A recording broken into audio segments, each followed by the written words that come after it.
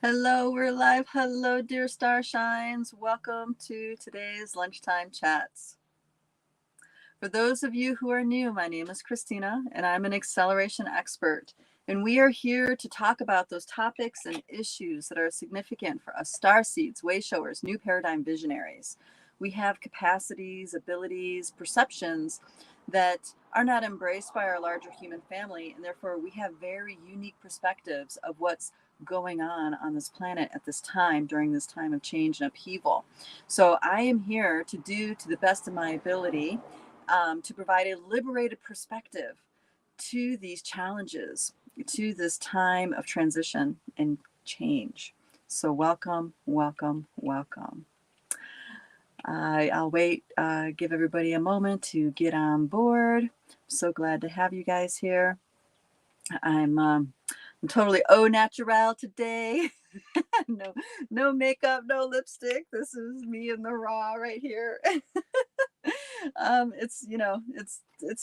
It's interesting to keep all the ducks in a row when you're traveling a lot, when you're constantly in a moving state. So anyway, you just get me off the hook right here, just off the cuff. Well, hello, dear sister Edna. So good to see you. Yay, you're off of work this week. Good for you. I hope you really enjoy that. Hey, Carol, how you doing? So glad to have you guys. So lots of interesting things going on. I'm curious to check in with you two. What's really up with what's up really up in your face right now in life? What's really staring, you know, maybe it's a 2x4, or maybe it's just that big thing that's right in front of you that has your awareness and you can't seem to switch your attention to something else. Let me know what's happening in your world. We can talk about it, because I'm sure if it's happening, if it's in your face and happening in your world, it's also happening for many others. One of the things that is really in my face right now, and has been for the past couple weeks, is the different nesting dolled layers of, these overlays of our consciousness that are connected into toxic masculine expression, or distorted divine masculine. It's like how divine masculine frequencies get hijacked and turned into something twisted and dark and abusive and stuff like this. And yeah, I'm just going to talk while I want you guys to respond. Tell me, let me know. I'm real curious. And what I've traced it back to are, different consciousness grids. And one of them is the consciousness grid held in place by the archetype / storylines and interdimensional impact of Poseidon. You guys are familiar with the being currently known now as Poseidon, the king of the seas, so to speak. And Poseidon is a god, right? A god from in the god realm. Someone would say Anunnaki, and he is said to have many children through human women, through the sisterhood of the sacred rose, the sisterhood of parthenogenesis. The sacred sisters were either forced or manipulated into conceiving his seed and bore children. And in the story of this, so he's one of the ones that participated in the hijacking of the sacred womb space, but he's also the one who raped Medusa, that eventually led to her being cursed and turned into the Gorgon that she was turned into. And he is also the one that is said to be the father of Theseus, which was a real person in history, and also of Alexander the Great, also a real person in history. So there's an influence here that Poseidon has in the DNA lines of this planet, in the consciousness grids of this planet, and all these different layered distortions of divine masculine. And I've been, really sinking into that more deeply. And I'm getting to some very interesting layers. It's connected into the sexual trauma of men being not just the circumcision stuff, but also, being abused in many ways, all the different ways that men can be abused. sexually, mentally, emotionally. There's the impalement wound that's also in there. The impalement wound is a major doorway for hijacking and blame when it comes to this archetype that we're talking about.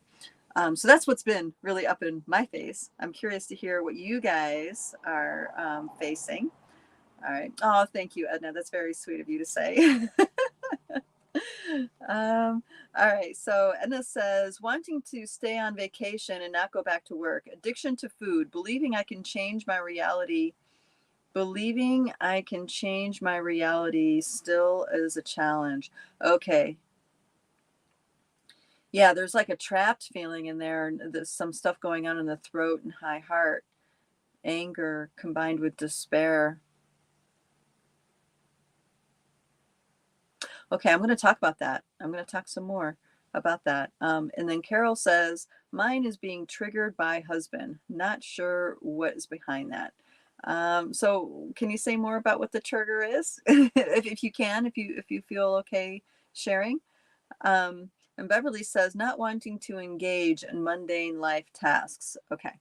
So yes, right? Because with that is this idea that your life force energy is harnessed and forcefully focused into things that don't really matter, like false constructs.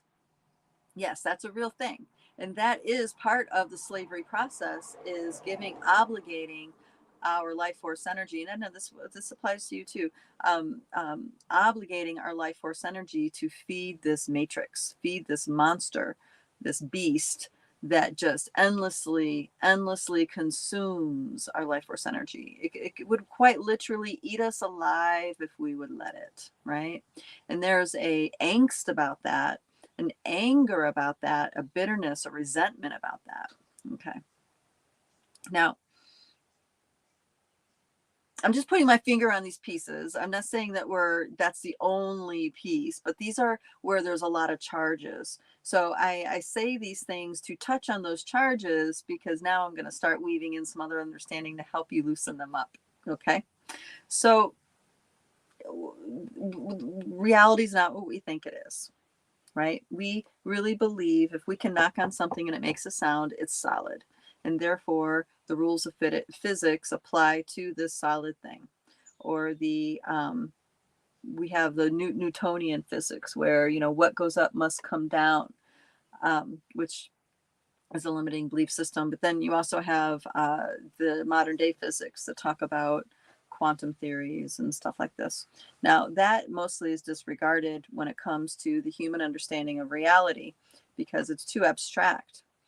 But what the physics tells us these days is that something can either be identified in time or space, or something can be a wave identified as a movement. So that means matter, everything that in existence, is either identifiable point in time, a particle, or it is an energy in motion, a wave.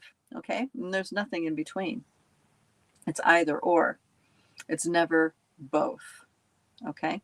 So this feeling that I'm talking about, of these particles that don't want to be in this particular time space, don't want to be in this particular matrix, or don't want to be in this particular experience, it's staying in particle form, it's staying in matter form, not realizing that that part is also energy, which is a waveform that's constantly moving.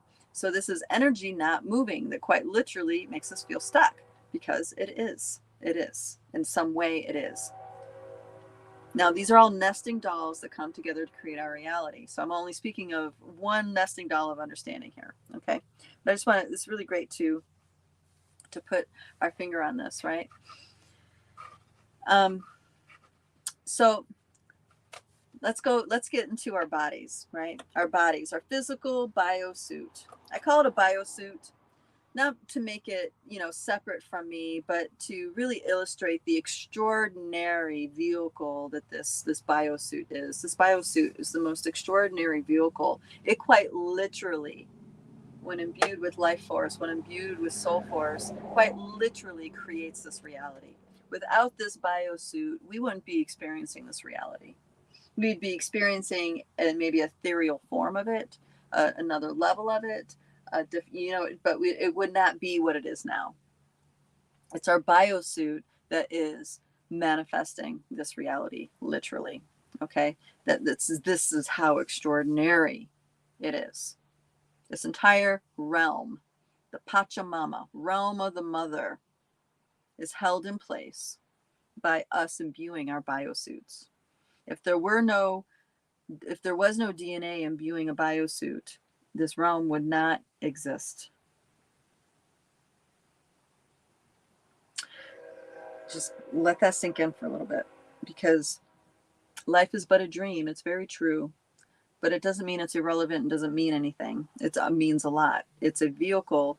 It's a means to facilitate experiences, very real, intense experiences. And that is what's so exciting for our quantum self, to have experiences, because the more experiences we have, the more we learn, the more we evolve, the more we expand, the more we grow in our beingness. Okay. And we have all these nesting dolls. We have the all that is, and beyond that we have a great void, and beyond that there's something else, and beyond that there's something else. So there's all these massive nesting dolls that some might even call dragon consciousness, that are coming together and shifting and waking up to other levels of expression. Okay, completely other levels of expression. And that is impacting our here and now reality, because the dimensional ladder that used to exist within these biosuits is no longer like that. It's growing, it's activating, it's becoming more.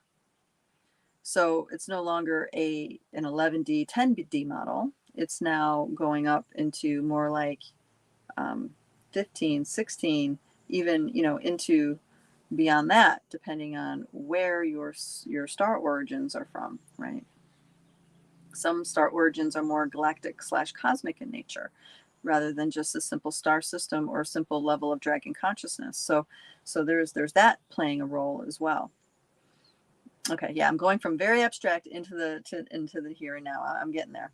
So our biosuits have this DNA dance. This DNA dance has a frequency, and in that frequency, that measures, or that is what allows how much quantum we're able to embody. We are these vast infinite beings. Our biosuits can only anchor in so much quantum because of its DNA dance. So if you have a really traumatized, damaged, let's say, lineage, right, that means your DNA dance has a certain level of potential that you're born with. But because of these times and the veils lifting in the way that they are, we have the capacity to liberate that DNA dance and pretty much completely shift the potential of our DNA dance and how much quantum we can embody of ourselves. And this is what's happening right now. This is what people are calling the ascension. Okay, in my book, this is what people are calling the ascension. But it's so much more than that. It's not losing your physical body. It's not transcending this realm. It's quite literally transforming this realm to be in a different frequency. And some people might call it 4D, 5D. For me, I feel it way beyond those dimensional realities. It's way beyond that. Okay, so that part's set. So we have these nesting dolls all coming together to create our here and now reality, an experience that our quantum levels are really excited and driven to have, committed to having. Okay. Now, there are all these overlays on top of our purpose that has been incepted by the power over dynamics of empire. I'm going to say empire as in beyond just this galactic plane empire, the power over dynamics of the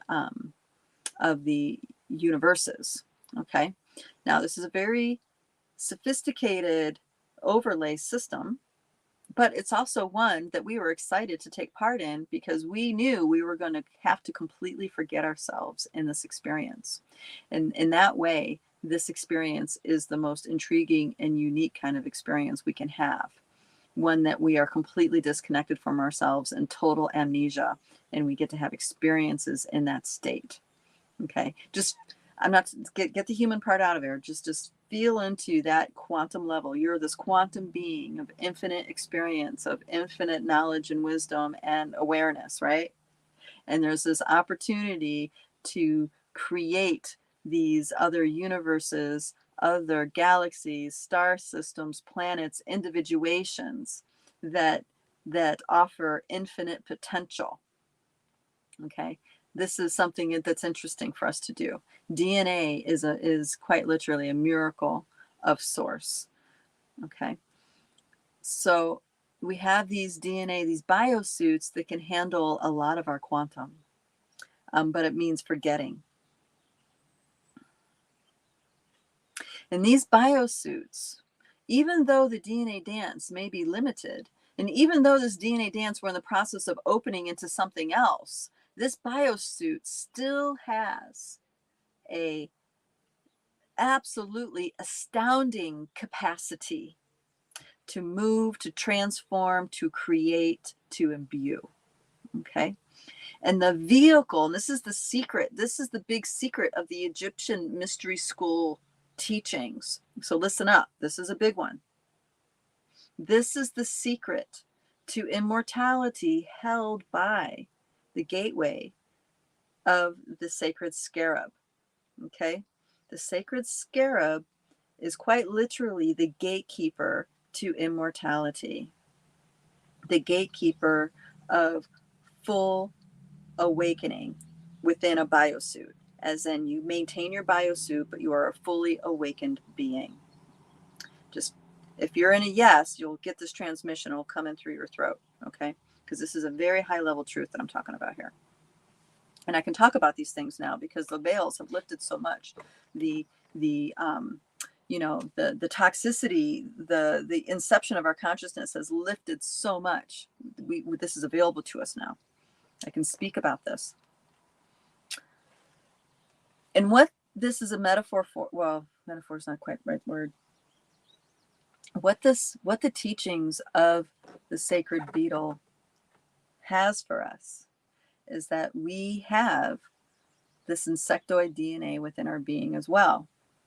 So our biosuit is a compilation of many, many different donations of DNA from different star families. Okay, we have the Palladian DNA, we have Syrian DNA, we have Arcturian DNA, we have aquatics, we have alternate universe DNA, we have Draco DNA. Okay, we have DNA from all over this galaxy that has been donated to this realm to create these biosuits.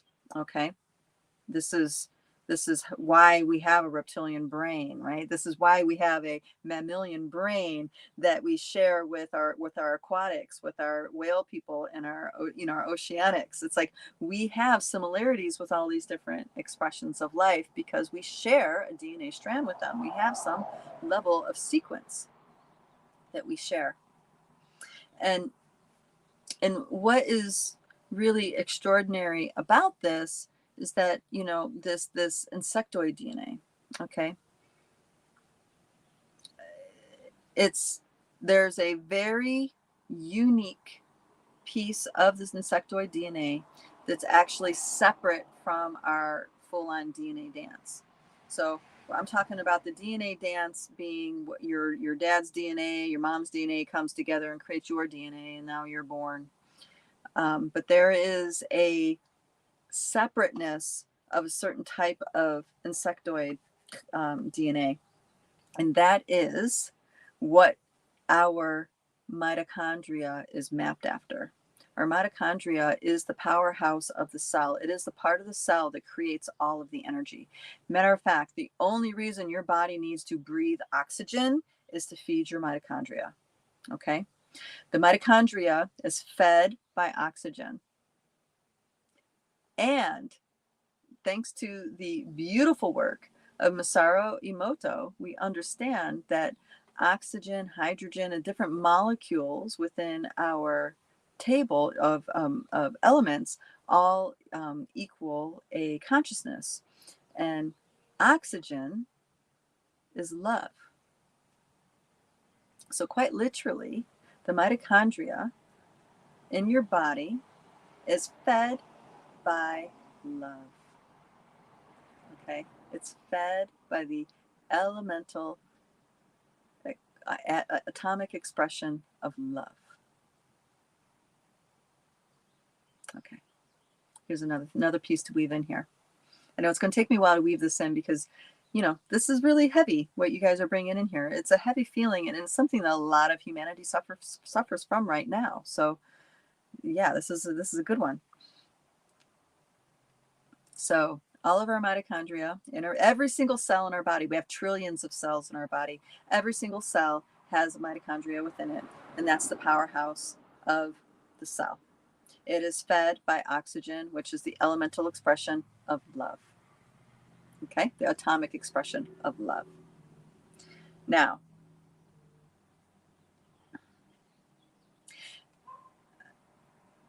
every single mitochondria creates energy, which is light, heat, okay? Energy, light, heat, which is measured by BTUs, okay? So every cell in your body is capable of producing at least 1 BTU. And we have trillions of these mitochondria in our body. Every single cell has one, without exception. Every single cell has mitochondria. I watched a talk with Zach Bush the other day, and it was absolutely fascinating. He said, and I love this so much. I so love and appreciate that man for what he's bringing into the world right now. But he said, in 1 square centimeter of your body, your mitochondria creates more BTUs, more light than our sun. In 1 square centimeter of your body, the mitochondria there has potential to produce more light than the sun itself. Okay? So your body, within every single cell, has this massive ability, potential to radiate more light, heat than the sun itself. 1,000 times the sun. Which means each of you, my dear darling star shines, each of you are a massive solar event. You are a massive stellar event. You are a star. Your biosuit is a star inside. Okay? That's the capacity. But so much of us is invested in these little dramas that we have going on, in these different overlays. That's why we are staying solid. We're heavily invested into our wounding stories. We're heavily invested into why we have to do this and why we have to do that. So all that light that our mitochondria produces goes into holding those things in place, holding those realities in place, holding those consciousness grids in place. Okay? Going back to toxic masculine, right? The Poseidon, I'm going to just call it the Poseidon grid. That is held in place by us all, by our feelings, thoughts, and I'm going to say emotions because they are different than feelings, in relationship to toxic masculine expression. Rage, anger, blame, controlling, okay, these different things. So we have experiences of this, and then we have all these thoughts and feelings about that, and then all that light, all that radiance goes into animating those experiences inside of us. Holding, you know, those emotions is stuck energy in motion. When we release emotions, it's a big release of energy. That's different than feelings. So once we get to the place where we don't have any more stuck emotions around this, we can just let it all move. Then we're faced with having to have the feeling, letting ourselves have the feeling and finding right relationship to that feeling, right? So when you think about this feeling of being trapped in a matrix or feeling stuck within a matrix of reality where you have to give life force energy, And imagine you're this, you're this infinite being inside. What's the missing piece here for you to recognize, to connect the dots, that you are excited as hell to come into this matrix and play this game? Some part of you is excited. Oh, hell yeah, I want to do that. Oh, hell yeah, I want to experience infinite potential with total blindness and amnesia.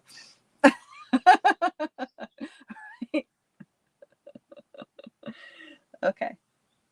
So just let that understanding settle in. And this isn't about right or wrong, good or bad. No, just let this understanding settle in, that you quite literally are a stellar event in this biosuit. This biosuit is so extraordinary.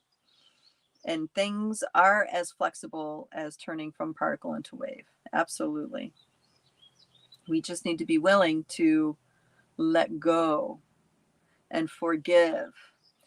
Start with forgiving oneself and then see where the forgiving takes you. Because forgiving, and I'm not talking about ego driver forgiving, I'm talking about on a spiritual level, forgiveness is so profound. It releases beings, not just you, not just your particles. It releases other beings as well. And right now we're getting so illuminated, the deep, deeply buried archetypes, the shadow sides of these archetypes and the dark lords and all this stuff are coming to the surface for us to liberate within ourselves. The most beautiful liberation comes with forgiveness, in my opinion, in my experience. I've seen this happen over and over and over again. We've quite literally liberated leagues of dark lords by bringing forgiveness into the equation. And that means we can see beyond the dark lord role. This is an infinite being in an experience, and we get to why they're in that experience, what brought them to that experience. And that's what you need to get to within yourself. What is bringing you to this experience? What wants you? What is magnetizing you into it? Most of the time, the things that are magnetizing us into experiences we don't want or don't like or are painful is because that energy signature is stuck in our bodies. It's alive in our bodies and we haven't touched it yet. And because we haven't touched it, we're not able to let it go. You don't know what you don't know. This is why self-reflection is really powerful. And this is why working with Sasquatch is really freaking powerful, and other elemental beings are really powerful, because their mere presence, because they can see more of who you are, they can help you touch those things inside of you so you can have it, feel it, acknowledge it, and then let it keep moving on. Let it keep moving. It's no longer something that binds you to a toxic experience. I hope this is helpful the way I'm saying it. All right. There's a couple more. Carol went ahead and answered the thing about the husband trigger. Okay. All right. My husband is being ornery, snappy. We are not on the same page. Getting tired of not knowing how he will be or what will trigger him. Ah, okay. Walking on eggshells. That does get old, doesn't it? Uh-huh. Okay, yeah. Let's touch on that, because women, darling sisters, I love you all, but we are bass-backwards. We are trained so bass-backwards. We are trained to acquiesce. We are trained to put up with things that we don't need to put up with. We're trained that we have to do these things in order for safety, for survival, for relationship. We're the ones that have to do the fixing. We're the ones that, you know what I mean? Now, granted, I'm sure there are women on the opposite side of that spectrum. So I'm not saying this is all women, but what I sense what you're talking about, dear Starshine, is that you're in this category that I'm talking about. I recognize this because I was in this category for the longest time. I was like, I was the one that held the emotional space in the family. Everybody else could completely neglect and ignore the emotional dynamics, and it was my job to hold that space. And most of the time that meant I had to walk on eggshells because people weren't willing to process their stuff. They weren't really to acknowledge what was bothering them. Now, luckily, I had a lot of alone time with my kids, so they were entrained with me in a way where they I could get them to, you know, work with the emotional stuff, but their dad was left out of the picture a lot, working, busy, doing this, doing, you know, dad things, man things. And I was left holding the bag most of the time when it came to any kind of emotional stuff. And that led to, you know, me having to navigate carefully, especially when he was in a mood. Now, my partner, yeah, I'm still going to call him a partner. He's, you know, he's the father of my children. And I love him. He's a good man. But when he would go through like quitting an addiction, for example, quitting smoking, he was hell on wheels, man. Hell on wheels. And we had to tiptoe around him for an entire year to avoid getting snapped at, to avoid getting, you know, punished, blamed. You know what I mean? Because he wasn't able to really process his own emotional stuff about why he had that addiction, you know. Now, after that, he was, but it took a whole year of us acquiescing to his needs emotionally before he can get there. But as women, we're trained to do that. We're trained that that's our job. That's kind of our job and function in the family. And it's not true. It's not true. The only reason why it is true is because we do it and we accept it. And then we, you know what I mean? We live like that. But we don't need to. Now, with all these energies coming through, the Syrian Stargate, the radiation frequencies, all this stuff that's happening, we really have to stand in our truth, which means not to settle for less, not to, you know, be forced, feel like we have to make do with what's in front of us. No, we can say we want more. It's like, you know what, this behavior, it's abusive and I don't like it. And I don't want to be with it anymore. You know, why is this behavior okay? If it was me doing it, would it be okay with you? You know what I mean? You start bringing this into a conversation and you don't back down. It's like, listen, I have the right to exist in happiness as much as you do. We are a partner in this or we're not. Decide, you know, decide. Are we a partner in this or are we not? Am I your mother? God, I hope not. Right? I'm not your mom. I'm your lover. I'm the mother of your children. I am the woman that you love and respect, and I'm your teammate. If that is how you can look at me and treat me, then great. Let's move forward. But if that's not what's going to happen, we have to personally examine how we're selling ourselves short in that, you know, and how much longer are you willing to do that? Just speaking your truth a lot of times really wakes people up. It wakes our partners up. They realize, oh my gosh, okay. They might react really harshly at first, but then once they think about it and reflect on it, they're like, whoa, right? They will wake up, especially if they love us. And it's a real, you know, it's not a codependent relationship. It's like, it's a real true partnership. And this is how, you know, we need to be prepared for the truth. Is it a real partnership or is it just, you know, you're the doormat and that's how they expect the relationship to go? That's a real thing. A lot of people treat their partners like a doormat, and once their doormat doesn't want to be doormat anymore, it's shocking and they don't want to change. They don't want to allow that change. But we are all being called to step into our truth in a collective way. So what is your truth in this and what are you going to do about it? Each of us have power here. Remember, you are a stellar event capable of radiating as much energy and light as the sun. That's a physiological reality. That's not a spiritual, you know, that's not something that's out here in the clouds. That is a physiological reality. Okay. How are you going to let that shine? Are you going to let that shine? Right? We are all faced with how we are going to show up and shine. We're all being faced with this, and it's terrifying. I'm not going to kid you. It's terrifying because we're going against all the things we believed we've had to do to be loved, to be accepted, to be safe. I mean, we're like busting out of major programs right now, being faced with this crisis of how do I shine? How do I be my true self? How do I be my true self in a relationship? How do I be my true self in this matrix? How do I be my true self in the world? How do I look in the mirror? How do I even get into who my true self is? Right? It's a crisis. We're all in on a collective level.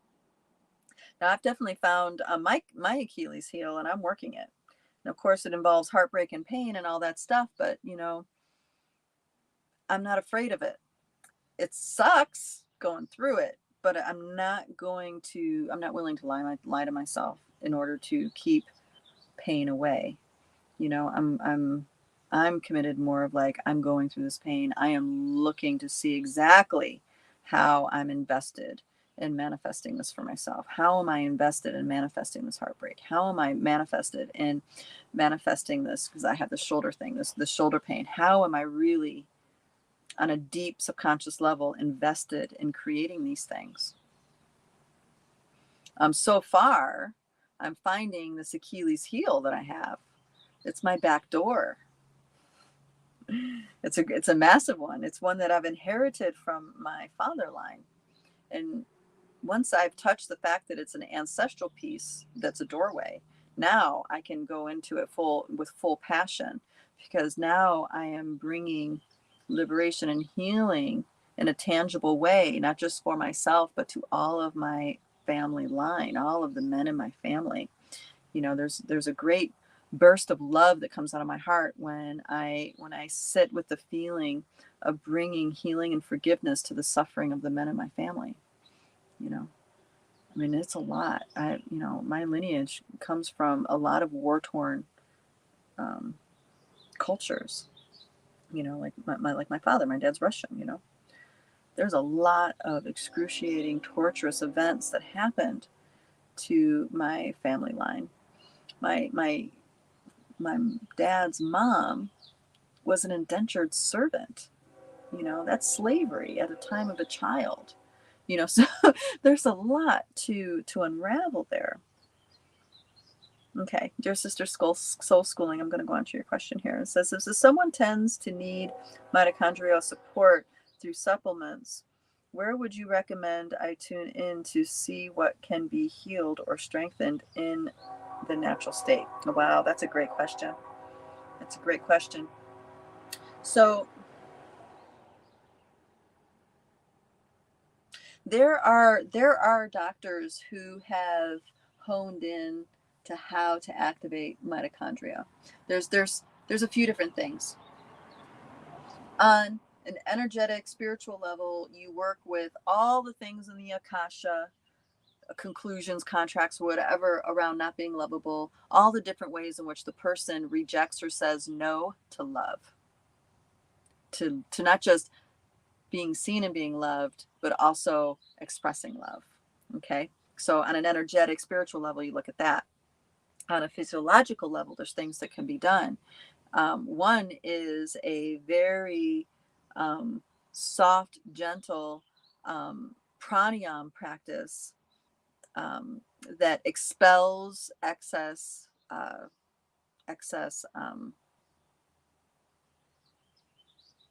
CO2. So, because when you do that, you're clearing out the lungs to receive more oxygen. Okay. The other thing is hyperbaric chambers, HBOTs. This is hyperbaric oxygen therapy. I love this therapy. This is where you go into a hyperbaric chamber. They put you in under 1.5 spheres of pressure with pure oxygen, and I do a very gentle breathing exercise combined with an intentional journey within myself to deepen the penetration of the oxygen into my tissues, into my cells, into the mitochondria. And I start finding there are, contracts around not taking in love. So this is a physiological way to get back into the spiritual connection to it, right?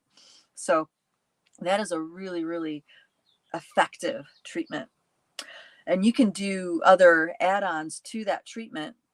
And I know people and I've worked with people who have cured themselves of very aggressive cancers by doing some of these adjuncts. And that is high dose glutathione, and high dose vitamin C. So you do a high dose glutathione before the oxygen chamber, and then a high dose vitamin C after. And you do that a couple times a week, and that fires up, like supercharges the mitochondria. It supercharges the mitochondria throughout your entire system, especially if you're combining it with breathing and meditation and focus and mindfulness, right? All that. Your body will heal from anything. So I had a teacher, Alberto, who cured himself of pancreatic cancer, which is very, very aggressive cancer. And I had a dear sister, Starshine, that I met who had malignant breast cancer. And she, this is how she approached it. So, you know, I've talked to people with their first person experiences of how they did it and what they did to cure themselves of these ailments using HPAT therapy with these other adjuncts in there. So as you activate your mitochondria, we do need to address ancestral healing and the DNA dance, because as the mitochondria start to light up and burn, or light up with more light and energy, feeding the cells with more light and energy, it's going to bump up against the blocks we have in our DNA dance. So this is a multi-tiered process that we need to do to activate it. Let me know if that's getting closer to what you're asking, if I'm answering the question, darling. Oh, cool. Big upload. Nice. Thank you. Thank you, Edna. Yeah, I've been there, done that. Not all right. Supplement wise, I take Shilajit. Strengthening mitochondria is just one of the benefits. Yes, there are supplements you can take. I'm not a big supplement person. I don't know if I'm really qualified to really say much other than what I like to do myself. I know you would think I would take a lot of supplements and vitamins, but I don't. I really focus on having really good food, food that's local, food that's grown by human hands, really good quality food. So I do my nutrients more through food. But there are things like Shilajit, the mushrooms. There's all sorts of noble mushrooms that are great for your mitochondria. Another thing is that there's something called NADS, which is a telomere therapy that also has a direct impact on your mitochondria, and it's considered the fountain of youth in a lot of places. In the U.S., you have to be very careful about the quality of the NADS, because some of the drips have aluminum in it as a preservative, and which is absolutely backwards. Why they would do that? Why they would do that, right? But if you really want to have the ultimate benefit of the NADS protocol, you need to make sure that the drip does not have aluminum as a preservative within the ingredients. It's also, aluminum is often also in a lot of B12 shots, so you need to pay attention to that. There are people that I know and I've had communications with that have found really pure sources where the manufacturers really care about the quality, and they are mindful about keeping metals out of the process for preservative. So I can maybe hook, if you guys message me, I might be able to hook you up with that. They are on the down low though, so, and they're not in the US, so you'd have to figure out a way how to get it to you. For me, my plan is, because I want to do this for myself. My plan is that I have a friend in I have multiple friends in Central America, and then I would have it shipped somewhere there and do the treatment that way, because the FDA has gotten control of the protocol, and they've changed the protocol. So now it's like 5 days versus a sitting of 5 hours, 4 hours. And they've modulated the dosage. So they pretty much minimize the kind of impact you can get by doing the NADS protocol, the NADS treatment. Of course, we know why they do that, right? Anyway, so that's that about the mitochondria. There's also transmissions that are really significant. So, let's talk dragons for a second. So when you look up into the night sky is filled with stars, right? Filled with stars.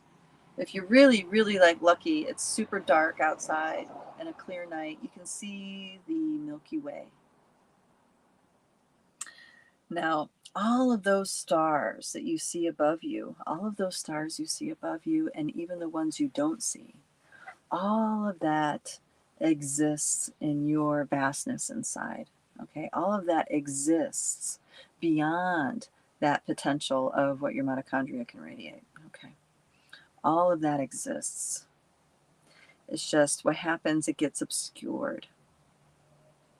So if you close your eyes for a minute and take a few deep breaths just to slow your system down, to slow the body down, and start imagining one of those nights where you saw the night sky, you can see the Milky Way clear as day.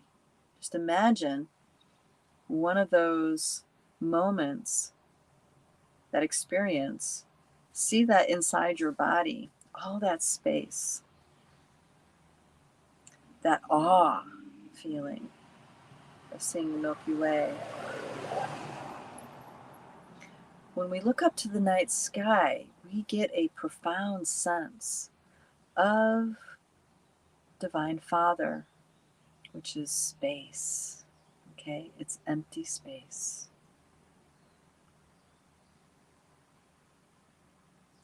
So let empty space start to show itself in you, within that scene in your body, where you're looking up at the night sky and it's all this beauty, awe.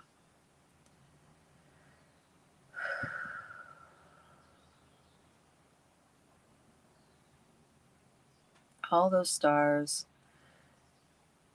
all those galaxies, the Milky Way herself is all, those are all conscious beings. Those are all dragon beings. Dragon beings being cosmic creational force. So when you're tuning in to the arms of the Milky Way galaxy inside of your body, this is a cosmic dragon level of yourself you're tuning into.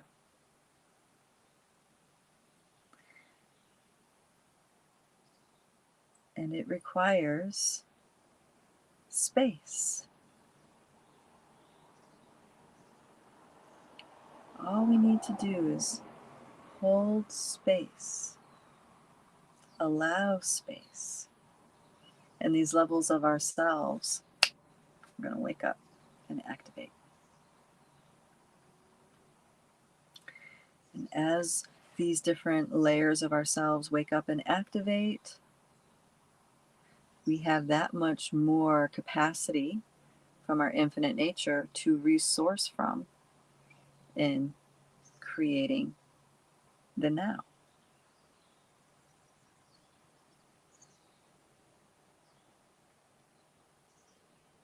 And with the activation of these dragons comes gifts, spiritual gifts. We have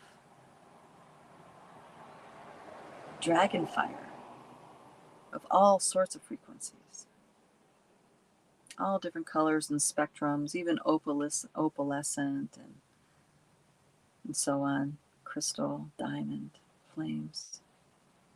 And we have sacred waters, cosmic water that is transformative, that creates bridges between realms that are cut off from each other.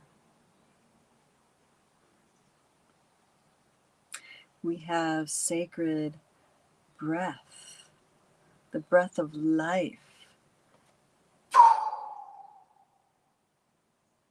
that's made available to us.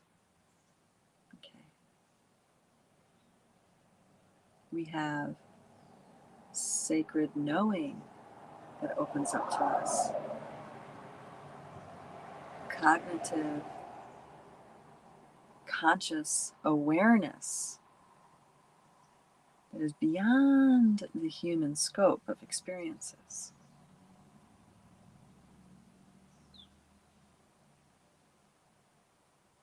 The deep wells of compassion come online with the awakening of these dragon levels.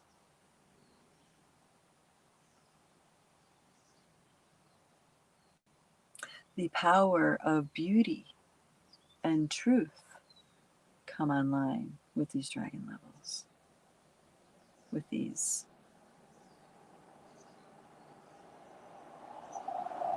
cosmic openings inside.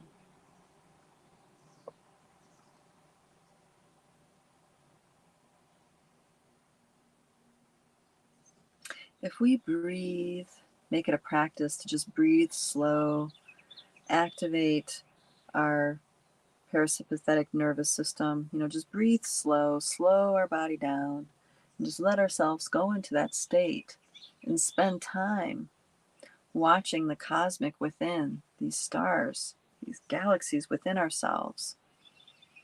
All those stuck particles inside of us that are stuck in emotions and feelings and adversions of things have an opportunity to wake up and remember themselves as a wave again.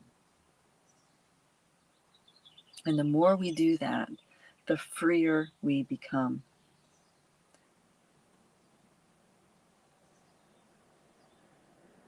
And the freer we become, the more natural we are, the more attuned to the natural world, more harmonic to nature we are. Because it's our true nature we're tuned into and harmonic with, therefore we're naturally harmonic with the nature around us. We feel impulsed to create beauty with our natural world instead of commodifying it, reaping and harvesting for the benefit of personal gain. That is the distorted, damaged, masculine expression. The healed wholeness of a masculine expression is the joy of creating beauty, the joy of creating beauty in this world, of holding in resonant truth, right? Being a custodian, a guardian.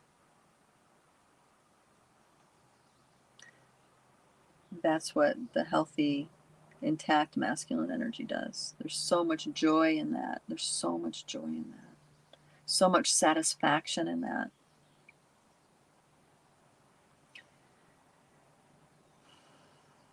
And in the feminine aspects of ourselves, which we all have, regardless of gender, continues to dream, continues to stand at that threshold of the unknown and dream things forward and pull things forward from the emptiness and births it into this reality. There's so much joy in that. There's so much freedom in that. And this is what we're coming back to reclaiming for ourselves on this planet. That ability right there. We choose, you, me, our star family. We choose what comes into this realm, into this dream realm. It's not dictated to us from an outside value system. Okay? This is what we're stepping into. This is what the transcendence / ascension looks like. Us reclaiming all of that.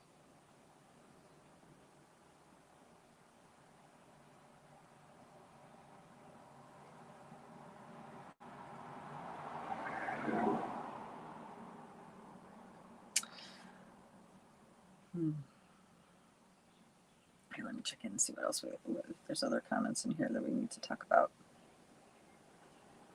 Uh-oh. It's gone. The comments are gone. I lost them. All right. Let me see if up here. Here we go. Here we go. All right. Hey, young trick named Jim's joining the party. Welcome, welcome, welcome. Oh yeah, thank you. He's defining what NAD stands for. You can get, and then he says you can get a sublingual version. It's not as effective as the IV, but I found benefit from it. Oh, okay, that's interesting. So that's something that you put under your tongue. Very interesting. Yeah. Hi. So yeah, this is mitochondria is where it's at in a lot of ways, and really there's so many different ways to step into our fullness as multidimensional beings. It's just what is available, what's the first step available. And a lot of times what happens is that we get daunted by the vastness of the task. Like we have this vision, like say, okay, I'm addicted to TV and ice cream and feeling bad about myself. That's actual a chemical addiction that you have, right? I'm saying this because I've been this. I live this. I used to have a binge eating problem when I was younger. I would I would eat well for a while, and then I would binge, and I would eat entire boxes of cookies, entire bags of candy on top of, fried chicken, and what I mean, all the worst of the worst things that you could put into your body. I would binge, and then I also had an issue with smoking too much pot. This is when I was younger, and I would have these self-loathing cycles that I would go into. Every time I would do it, I would self-loathe. And the best thing ever that happened to me is that I got into a place at had a really good position at the time. I got into a place where I can live alone. And the living alone, it triggered loneliness, but it also helped me get clear in my energy. What was my energy? What was me processing my roommate's energies? You know what I mean? There was so much dysfunction going on because we're young and stupid, right? And and I got clear. I was able to really see myself, and there was this deep sense of self-loathing and hatred and all this other stuff. So I had a chemical dependence on the emotion, on the feeling of loathing. Okay. I quite literally was chemically dependent on that. And then if I didn't get that fix, then I would numb myself out with smoking pot. And then, so it was just kind of like this cycle that kept feeding each other. But I really lucked out because when I was younger, I was exposed to a really healthy community of people, yoga, meditation, macrobiotics, and all this stuff. And that helped me so much, in the sense that when I was around people when I was surrounded myself with people who paid attention to conscious living, I felt a resonance with conscious living, even though I kind of felt like a fake because I did all this binge stuff. But there was still some part of me that was in resonance with that. So I was able to get these glimpses of who this other part of me that was resonating. So surrounding yourself in a supportive community is an essential piece to getting out of these cycles of addiction, chemical addiction in your brain or whatever it is. Really finding some routine in your life where you can be exposed to people who are encouraging, that are uplifting, or whatever, and you really invest in that. As you invest in that, you start changing the chemistry within yourself, and eventually you'll be able to see the moment where you can choose differently. You're no longer driven by that chemical dependence, that craving, and you can choose something different. And then you have a moment where you choose something different, right? And then maybe you go back and lapse into the old cycle again, but then you have another moment where you choose something different, and then another moment and then another moment. So it's a baby step to get out of it, but really remember that you are in a cycle. You're in a really intense cycle that is chemical, and it's very intense. I would also entertain the idea, if it's available, to do those HBOT therapy sessions, because when you know, when you do that, it really also, that also changes your chemistry. It changes a lot going on in your body. And you can start, when your mitochondria is really full on fired up, you can start directing the waveform to go into an intention. Okay. And this is how I've gotten a lot of healing from that. I've had situations where potentially very, very, very, very serious that I was able to unravel by simply going into an H-spot and breathing and meditating and focusing on intentions for myself, for my body. I'm directing my cells to behave a certain way, directing my chemistry in certain ways. So that therapy, I can't speak more highly enough about that therapy. It's really, really effective. Now, if you do the other stuff too, that gets very expensive. But the H-spot itself is not expensive. The other stuff, the glutathione and the vitamin C, you're talking a lot of money per treatment. But just the H-spot, not so much. So recognize that it's not you. It's not all you. There is a very strong magnetic chemical dependency on these emotional habits that we have. Okay, very, very strong. And it's not only just emotional toxins, it's also family inherited patterns, energy patterns inherited. And so you're also working against the momentum of your ancestry. So daily forgiveness practice with your ancestry can also assist a lot to help change the tide, to help get you past the hump.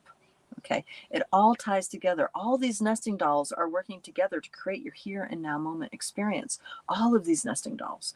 And right now, as humanity, we're working at letting go of the past so we can really let the moment be a new moment. And this is your practice, you know, until you get there. This is your practice. Healing, forgiving, letting go of all the past stuff so it doesn't need to inform you in the right here, right now. The right here, right now can be something fresh. The right here, right now can be a massive opportunity of that was new, that's new, that hasn't been so before. You see what I mean? So I'm just saying that to, you know, to encourage you guys. There are things to be done. And you are a powerful being, and there's lots of things available to us, even when we feel stuck. It's just a matter of getting out the door and doing it. Getting out the door and doing it. All right, darlings. Thank you so much for being a part of this conversation. This hour goes by so fast. I really appreciate you guys. Thank you so much. I love you. Let me know, let me know how things turn out in the comments. Now, I read the comments. I'm not always able to respond to them, but I read them all. So do know that they do land, and I usually try to like or heart them. I'm not always able to type out a response. Just because of bandwidth, you know, the social media takes up a lot of bandwidth, and I'm really dedicating my energies towards, you know, these other things with the Academy and unraveling blind spots and really helping, you know, some really beautiful beings wake up into themselves as well as myself. So, you know, I modulate that, but please comment, like, subscribe, you know, if these videos are helpful, help us out, get them out to other people. And do know that the space you hold here is exquisite. I so appreciate it. This is what allows me to get to these pieces in the way that I do. And I really love the fact that we can have this dance every week. I really do. So just know that I'm loving our exchange as much as you guys, and if not more. So you are really, really important and matter in this experience. And remember that you absolutely have an impact. You have an impact here with me, but you also have an impact in your life. You really matter. How you show up matters. Okay. All right. Love you guys. I will see you next week. I hope you guys make it a great week. Bye-bye.